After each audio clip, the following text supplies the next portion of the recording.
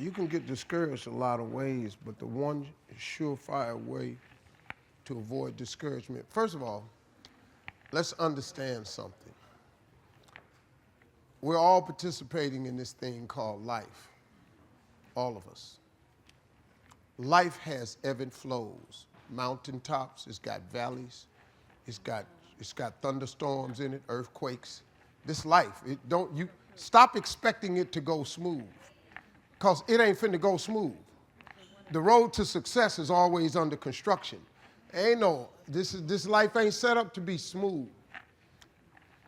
You combat negativity and you combat discouragement with gratitude. It's the one way to combat discouragement is with gratitude. What messes you up is you focus on the thing that's not happening. And that causes you to get discouraged. So whenever you get discouraged, you have to change your focus from what's not happening to what has happened. And it straightens you out immediately. Because what causes the downslide is if you get wrapped up into what ain't happening, it get ugly, man. And it just snowballs. But you have to focus on gratitude. People don't understand how serious gratitude is. You know, it's a serious principle of success. It's hard to be miserable and grateful at the same time. I learned this at my mother's funeral, man, which was like the roughest. That week of my life was like chaotic, man. I thought I was gonna die. My mama passed, I was 40. I didn't do good, man. I thought I was crumbling. I really, man, I didn't know what that was, man. The most important person to me was gone. I was crushed. I thought I was gonna die. And at the funeral, my mother was a Sunday school teacher for 40 years. And I'm devastated. My mother's in a casket. That's just not the picture I ever wanted to see, right? And I was struggling with her being up there. And the preacher stood up and he said, I know y'all hurting. I got 2 brothers and 2 sisters. He said, but I want y'all to look around at this church. My mama had been a Sunday school teacher for 40 years. Church was packed. It was packed. He said, the overflow room is full.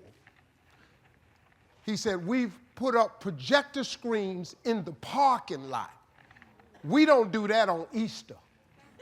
We done set up projector screens in the parking lot because so many people then came to see your mother off.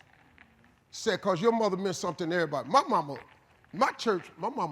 funeral was filled with the hood, the gangsters, the pimps, the hustlers, the dope boys, the police, the politicians, church people. He started talking about, he said, look how full this church is. Look at the lives she touched. Look what she meant to so many people. We got people in this church we ain't seen in years. He said, look at this. And I want you to think of all the incredible things your mother has ever done. And then he started listing the things she had done around the church and what people had said about her. And we started smiling. And this was the first time I had smiled in a week. That week was ugly for me. And he said, now listen to this. You see the smiles on your face? He said, joy and depression cannot reside in the same space.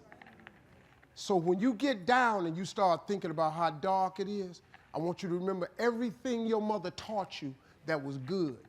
And that replaced all the negative thoughts I was having. Because joy and depression cannot reside in the same space. Well, now, you got to take that concept and apply it to your life. If joy and depression cannot reside in the same place, when you get depressed and you get discouraged, you got to replace it with joy. And what more joyous than gratitude? What has God done for you? Didn't you wake up today? Ain't you still breathing? Don't you have some measure of health? Ain't you working? You may not have the car you want, but don't you have a car? Ain't you eating groceries today? You ain't homeless. Now, when you start tripping and you get depressed, you got to go into yourself and come up with some gratitude. Once you get grateful, you can't be discouraged and grateful at the same time. You cannot do it. That's how you combat every single time. It happened to me the other day. I woke up, I just wasn't on the right side of the bed. Went downstairs and started doing my meditation. I pull out a list of everything I'm grateful for. By the time I got to the 13th thing, I thank God for 75 things every morning. By the time I got to 13, I was fine. Because guess what? I'm alive, I'm breathing, I'm healthy. I'm finna go do a job. I tell jokes. They finna pay me. Lord, they finna pay me.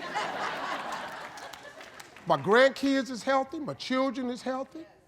They ain't calling me asking me for nothing. They did at 10, but at 8, they didn't want nothing. I just started feeling, that's how you do it. That's how you come back. I'm telling you, it works. It works. Just try it. That's all, just try it.